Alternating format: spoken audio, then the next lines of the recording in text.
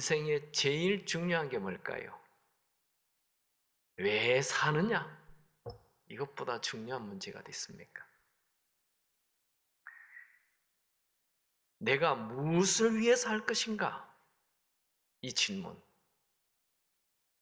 여기에 대한 답은 내라는 인생을 시작하게 하신 하나님으로부터 답을 찾아야 되지, 엉뚱한 곳에서 답을 찾으면 망하는 인생이 됩니다. 요즘 인터넷의 발달로 유튜브에 굉장히 많은 강의가 있어요. 후회하지 않는 인생이 되려면 어떻게 되느냐, 그런 강의도 많아요. 그런 강의를 제가 몇 개 들어봤는데 대부분 뭐라고 얘기하느냐면 네가 하고 싶은 대로 해라.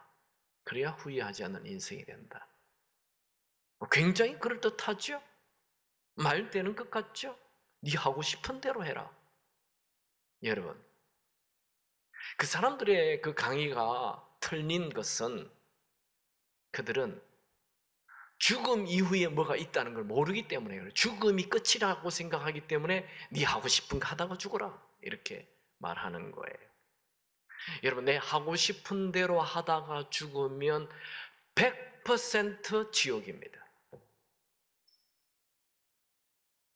우리는 내 하고 싶은 대로 살면 안 돼요. 우리는 죽음 이후에 천국이 기다리고 있기 때문에 내 하고 싶은 대로 하라는 것은 진리가 아닙니다. 그들은 죽음 이유를 모르기 때문에. 여러분, 인생은 이 세상이 전부가 아니에요. 죽음 이후에 영원한 세계가 기다리고 있어요. 히브리서 9장 27절, 사람이 한 번 죽는 것은 사람에게 정해진 것이요 그 후에는 심판이 있으리니. 여러분, 인생을 정말 잘 살려면 80년, 100년을 위해 인생을 살 것이 아니라 죽음 이후를 준비하며 살아야 됩니다. 여러분, 인생의 가장 큰 질문, 내가 어디에서 와서 무엇을 하다가 어디로 가느냐, 이것 인생의 가장 큰 질문입니다. 그런데 세상 사람들은 내가 우연히 태어나서 내 마음대로 살다가 어디로 가는지 모른 채 죽습니다. 참 불쌍한 사람들이죠. 여러분, 우리는 부모의 실수로 태어나서 매일 절망과 두려움 속에 살다가 외롭게 죽어야 하는 허무한 인생이 아닙니다. 여러분, 나라는 인생은 내가 시작하지 않았어요. 내 인생을 시작하게 하신 분은 하나님이십니다. 하나님은 내가 창세 전에 이미 나라는 인생을 계획하시고 준비하셨어요. 에베소서 1장 4절, 곧 창세 전에 그리스도 안에서 우리를 택하사, 창세 전에 하나님이 나라는 인생을 2000년도에 태어나서 살게 할 계획을 가지셨어요. 나는 2000년도에 한국에 태어나야 되겠다 한 사람 아무도 없어요. 하나님이 2000년도에 나를 한국에서 태어나서 살도록 계획하셨어요. 나를 바라보면서 내 인생 어떻게 살아야 되지? 답 없어요. 답 없어요. 그는 남만 고민해도 답 없어. 시작이 잘못됐기 때문에. 내 인생의 시작은 내가 아니고 하나님이십니다. 하나님이 우주를 만드시고 나를 만드시고 나를 세상에 보내셨습니다. 우리의 삶의 시작은 하나님이십니다. 삶의 근원도 하나님이십니다. 삶의 중심도 하나님이십니다. 여러분, 우리의 삶의 중심에 무엇을 놓느냐는 아주 중요해요. 삶의 중심에 나를 놓으면 무력하게 되고, 삶의 중심에 돈을 넣으면 추악하게 되고, 삶의 중심에 성공을 넣으면 허무하게 됩니다. 헨리 소로는 현대인들은 조용한 절망 속에 살아간다 말했습니다. 도스토예프스키는 자신이 무엇을 위해 사는지 확고하게 이해하지 못한다면 인간은 삶을 수용할 수 없고 지구상에 살아남기보다 오히려 자신을 파괴하게 될 것이다. 여러분, 내가 내 인생의 주인이 되어 산다면 망하는 인생을 사는 것입니다. 워크펄시는 당신은 만점을 얻고도 인생에서 낙제할 수 있다. 무슨 말이냐면, 여러분이 지금 하고 있는 일에 그 성공을 하고 유명할 수도 1등 할 수 있는데, 하나님이 없다면 그 1등한 인생, 그 성공한 인생, 그 인생 자체가 낙제, 빵점의 인생이라는 거예요. 여러분, 삶의 중심에 우리는 내가 아닌 성공이 아닌, 돈이 아닌 하나님을 모셔야 합니다. 여러분, 우리는 어떻게 살아야 됩니까? 우리의 삶의 원형이 되시는 예수님을 보면 됩니다. 예수님은 인생을 자신의 인기나 취미나 세상의 성공을 위해 살지 않았습니다. 예수님은 하나님께서 자신에게 주신 사명을 위해 살았어요. 오늘 요한복음 17장 4절에 아버지께서 내게 하라고 주신 일을 내가 이루어. 예수님은 하나님이 자신 보고 하라고 하는 일을 이루기 위해 살았어요. 그래서 십자가 위에서 다 이루었다 그렇게 말씀하고 죽으신 것입니다. 여러분, 우리는 그러면 어떻게 살아야 합니까? 예수님의 공생애의 마지막 생애 죽기 직전에 한 기도가 요한복음 17장이에요. 그 기도를 보면 우리는 어떻게 살아야 할지, 무엇을 위해 살아야 할지 답이 딱 나와 있어요. 먼저 오늘 제가 3가지 메시지를 전합니다. 첫 번째로, 우리는 때를 의식하며 살아야 합니다. 요한복음 17장 1절 다 같이 읽습니다. 예수께서 이 말씀을 하시고 눈을 들어 하늘을 우러러 이르시되 아버지여 때가 이르러 사오니 아들을 영화롭게 하사 아들로 아버지를 영화롭게 하게 하옵소서. 이렇게 이 말씀을 하시고, 이 말씀이 뭡니까? 바로 앞절에 나오는 요한복음 16장 33절 환난을 당하라 담대하라 내가 세상을 이겼노라, 이 말씀을 하시고 하늘을 우러러 아버지여 하고 불렀어요. 여러분, 구약의 이스라엘 백성들은 아무도 하나님을 향해 아버지라고 부르지 않습니다. 왜냐하면 하나님께서 내 이름을 망령되이 일컫지 말라 10계명 말씀입니다. 그래서 유대인들은 아무도 하나님을 아버지라고 감히 부르지 않는데, 예수님은 하나님을 향하여 하늘을 우러러 아버지여 하고 외쳤어요. 이 아버지라는 단어는 헬라어로 파르테라는 단어인데, 이 말이 본문에 5번 나와요. 그 얘기는 5번이나 했다는 것은 하나님과 예수님 사이의 친밀함, 아주 가깝다는 거예요. 예수님은 왜 유대인들이 절대 하나님을 향해 아버지라 부르지 않는데 본인은 하나님을 향해 아버지라 불렀습니까? 그것은 본인이 하나님의 아들이기 때문에 그렇게 부른 것입니다. 여러분들도 예수님을 나의 주인으로 모신다면 하나님을 향해 아버지로 부르는 하나님의 아들과 딸이 됩니다. 예수님이 하나님을 향해 아버지여 5번 부른 것처럼 여러분들도 하나님과 여러분의 관계가 친밀한 이런 관계가 되기를 축원합니다. 예수님의 첫 번째 기도는, 기도할 때 아버지여 때가 이르러 사오니, 때, 예수님의 공생애의 때는 딱 한 때를 얘기합니다. 여러분들이 우리 이 요한복음을 같이 하면서 예수님의 첫 번째 기적, 가나 혼인잔치에 물이 변하여 포도주가 된 것 아시죠? 그때 포도주가 없어서 예수님의 어머니가 가서 예수님에게 포도주가 없으니 좀 도와달라 그랬을 때 예수님이 하신 말 기억나죠? 요한복음 2장 4절 예수께서 이르시되 여자여 나와 무슨 상관이 있나이까? 내 때가 아직 이르지 아니하였나이다.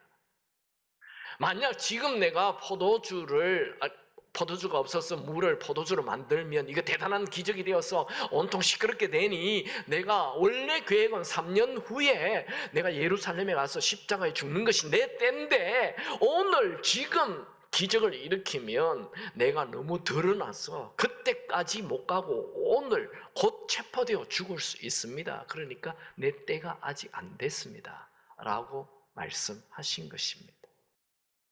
두 번째, 우리는 인생을 어떻게 살아야 합니까? 하나님이 주신 목적을 위해 살아야 됩니다. 17장 2절, 요한복음 17장 2절 다 같이 읽습니다. 시작. 아버지께서 아들에게 주신 모든 사람에게 영생을 주게 하시려고 만민을 다스리는 군세를 아들에게 주셨음이로소이다. 하나님께서 예수님을 이 땅에 보낸 목적이 있어요. 그 목적은 예수님을 통해 모든 사람에게 영생을 주게 하시려고. 예수님을 이 땅에 왜 보냈어요? 모든 사람에게 영생 주는 미션, 영생 주는 목적, 그 목적을 이루기 위해 예수님이 이 땅에 오신 것입니다. 마찬가지로 우리도 이 땅에 태어난 목적이 있어요.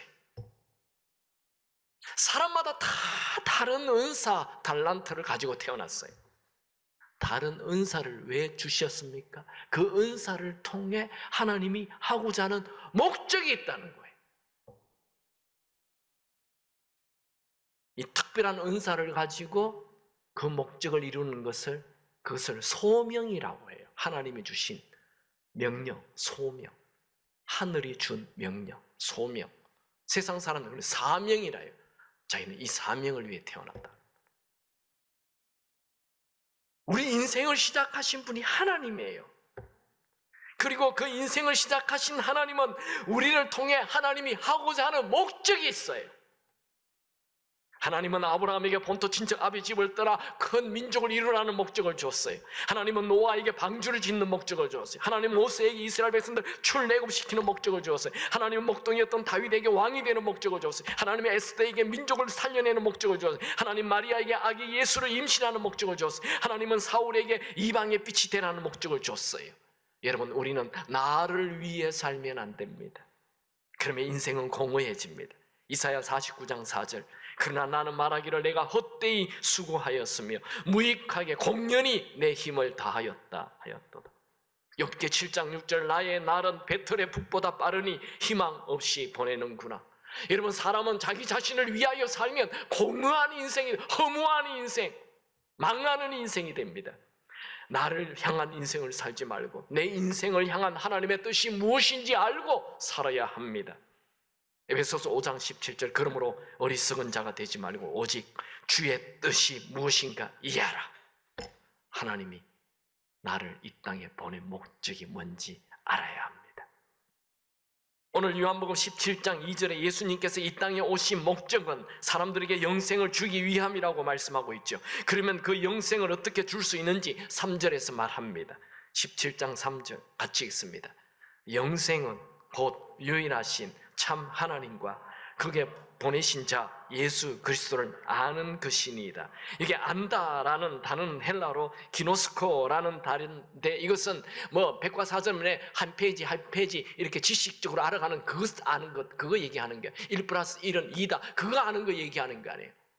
영생은 하나님을 아는 것. 여기 아는 것이라는 것은 처음으로 경험으로 아는 것, 인격적인 관계를 통해서 아는 것, 그 아는 것을 얘기하는 것입니다. 그리고 이 기노스코라는 이 단어는 현재형으로 되어 있어요. 그러니까 한 번만 아는 것은 아니고 지속적으로 계속 알아가는 것, 계속 관계를 맺어가는 것, 그러니까 영생이라는 것은 하나님을 계속, 하나님과 인격적인 교제를 하는 것, 예수님과 계속 인격적인 교제를 하며 사는 것, 그 자체가 영생이라는 것입니다. 여러분, 영생은 나 예수 믿는다 이거 한마디 했다고 천국 가는 거 아닙니다. 제가 거듭 얘기하지만 나 예수 믿는다 이 말 한다고 천국 가는 거 절대 아닙니다. 예수님을 주인으로 모시고 예수님과 지속적인 인격적인 교제, 펠로우십을, 릴레이션십이 있어야 되는 거예요. 그게 영생이에요. 여러분 안에 예수님이 계시기 바랍니다. 그리고 그분과 대화를 하시기 바랍니다. 예수님을 아는 것, 하나님을 아는 것, 그것은 믿음과 기도입니다. 기도는 대화예요. 매 순간 그분과 대화예요. 여러분, 우리의 삶의 목적은 이 땅만을 위한 것이 되면 안 됩니다. 그것은 불신자들의 삶입니다. 우리는 영원한 땅을 위해, 즉 하나님 나라를 위해 이 세상의 삶을 살아야 합니다. 여러분, 세상 사람들이 내가 죽은 후 나를 어떻게 평가하느냐 그렇게 생각하며 이름을 좀 날리려고 합니다. 여러분, 그래서 이런 말이 있죠. 호랑이는 가죽, 사람은 이름. 여러분, 사람의 이름을 남기는 거 중요한 거 아니에요. 우리 이름이 아무리 알려지면 뭐합니까? 하나님 앞에 갔을 때 너 지옥 하면 끝인데. 여러분, 인생은 사람들이 나를 어떻게 평가하느냐 이거 하나도 중요하지 않아요. 정말 중요한 것은 하나님이 나를 어떻게 평가하시느냐, 그게 중요해요. 아멘 안 합니까? 하나님이 나를 어떻게 평가하느냐 그게 중요합니다.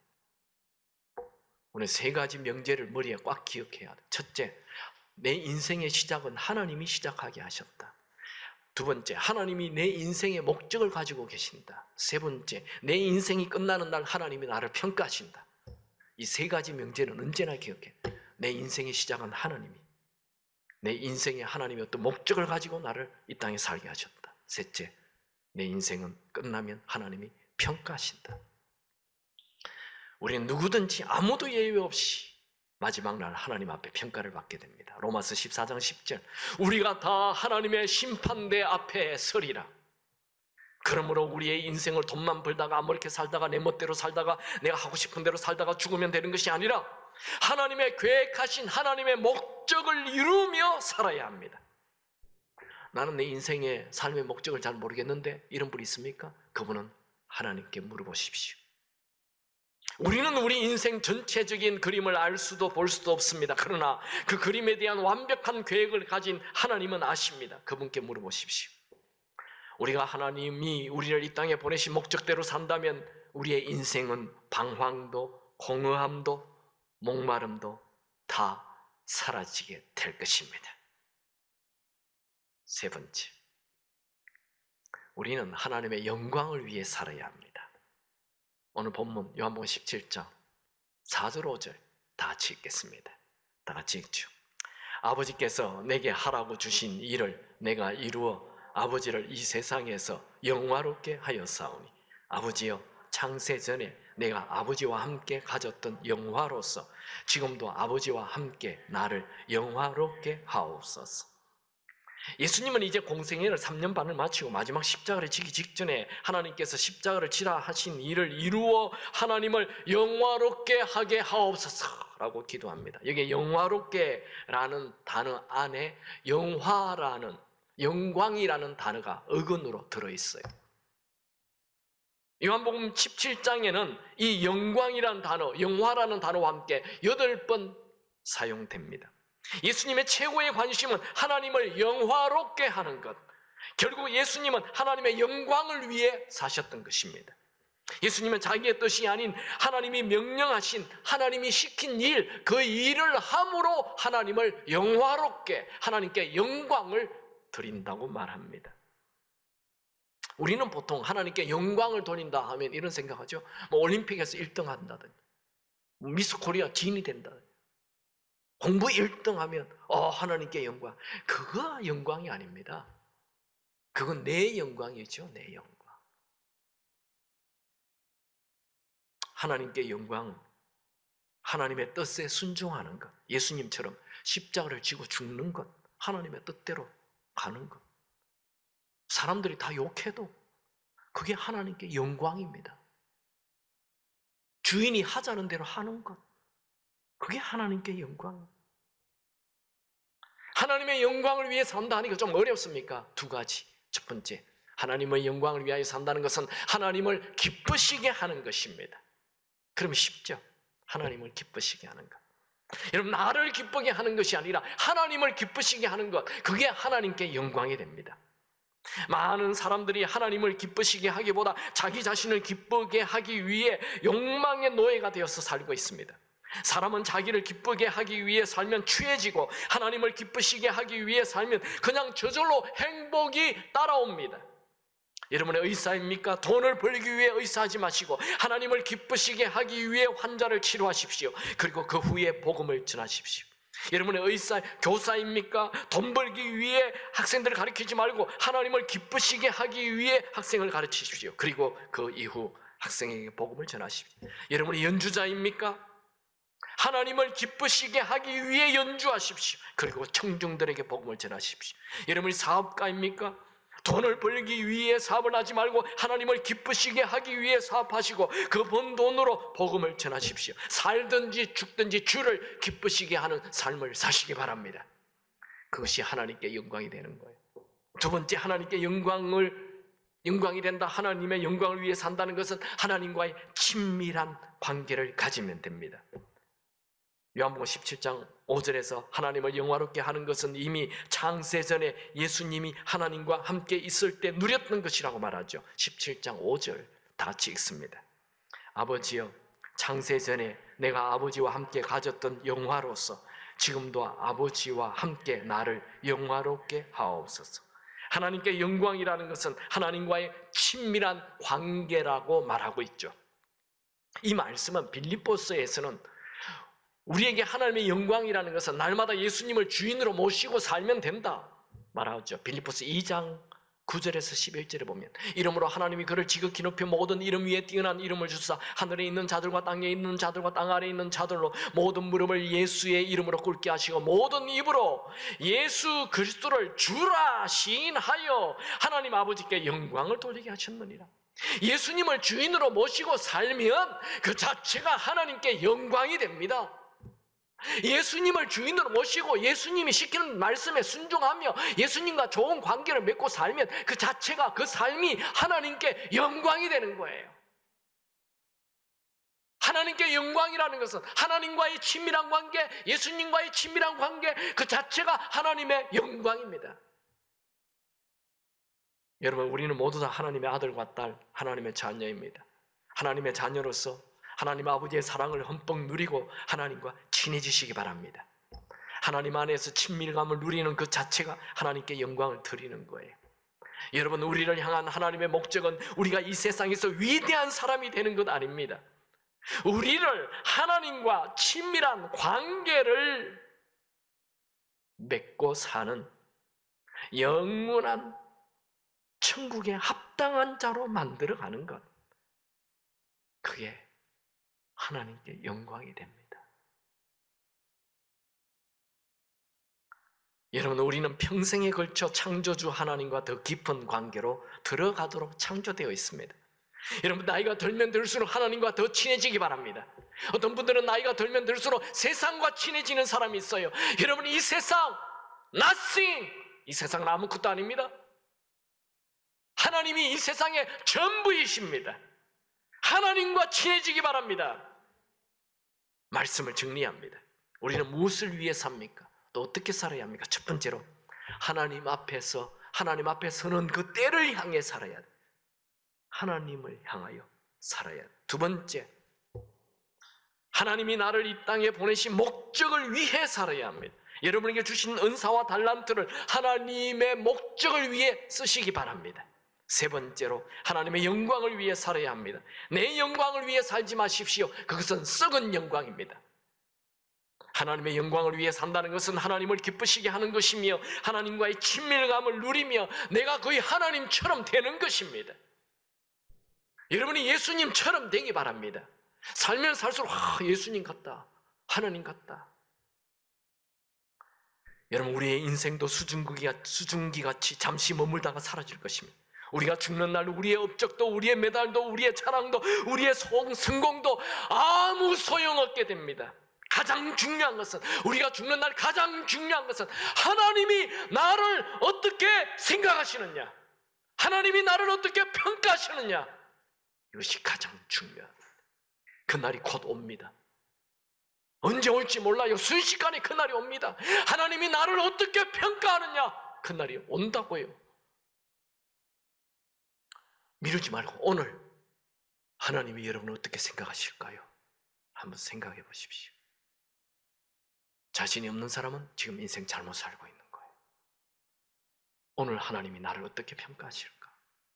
오늘 죽는다면 하나님이, 난 너 모른다. 너 언제 간절히 나를 찾아본 적이 있느냐? 너는 교회는 수천 번 다녔고 설교는 수만 번 들었지만 너는 내 말을 한 번도 들은 적이 있느냐? 너는 내 말에 순종한 적이 있느냐? 너는 나를 위해 산 적이 있느냐? 너를 기쁘게 하기 위해 살았지 나를 기쁘게 한 적이 있느냐?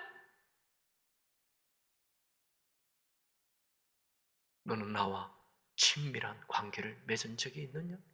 나는 너를 모른다. 여러분, 곧 사라져버릴 이 땅의 순간을 위해 살지 말고 영원을 위해 사십시오. 날마다 하나님의 영광을 위해 사십시오. 먹든지 마시든지 하나님의 영광을 위하여 매 순간순간 하나님의 영광, 심지어 죽는 순간까지도 하나님의 영광을 위해 사십시오.